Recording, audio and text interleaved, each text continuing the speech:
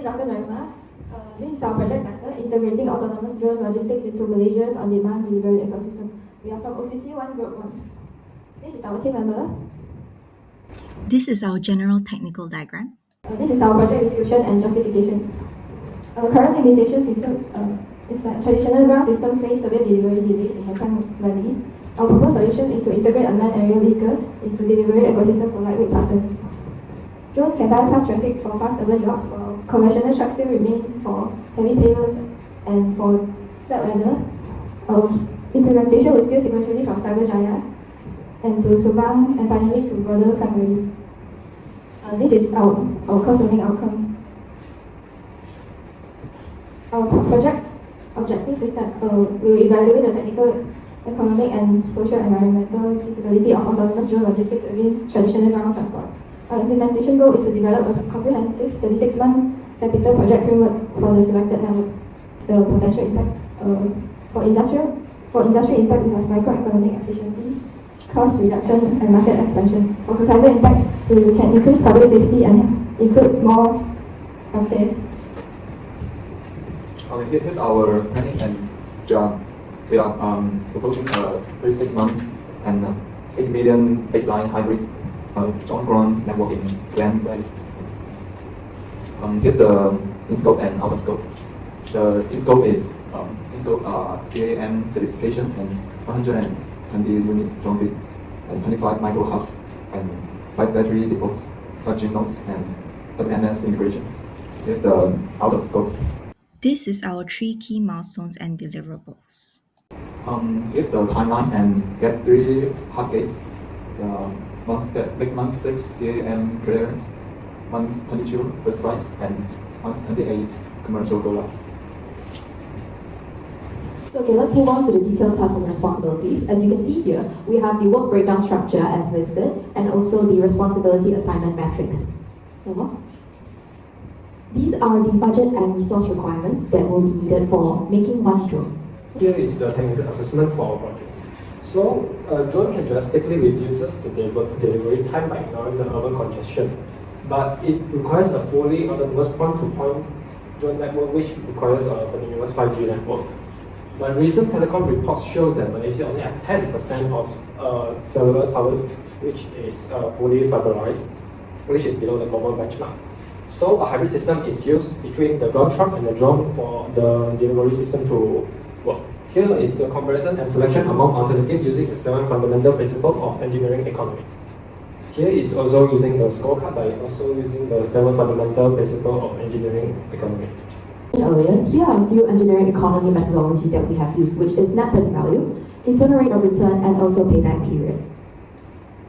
This is our financial analysis for alternative B and also alternative C. Moving on is our resource allocation and scheduling, which is essential to ensure the project completion within budget. Next.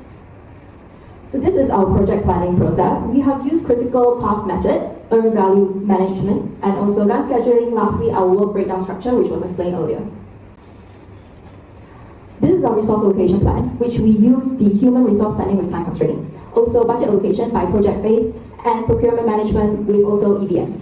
We also included a resource breakdown structure, RBS. There are a few types of constraints when we develop this project. You can see this slide diagram here. We have financial constraints, regulatory constraints, technical constraints, operational constraints, and also human resource constraints. These are the risks and also our mitigation strategy. These are our problem classifications and their examples. Here's the project scheduling and timeline, and you can see the critical path is the A, D, E, G, H, I, and also we have 2 to 3 months for C and F. So now we have the monthly EVM, and so we can check the project month by month. So it's easy for us to complete it. Moving on to the implications on workforce and change in management. First off, we have the labor market bifurcation. What this means is that the market will be split into low wage, low skill, and high wage, high skill categories. By replacing all drivers with drones, there will be less drivers, but then they will also hire more drone controllers, which leads up to the second point, upskilling requirements.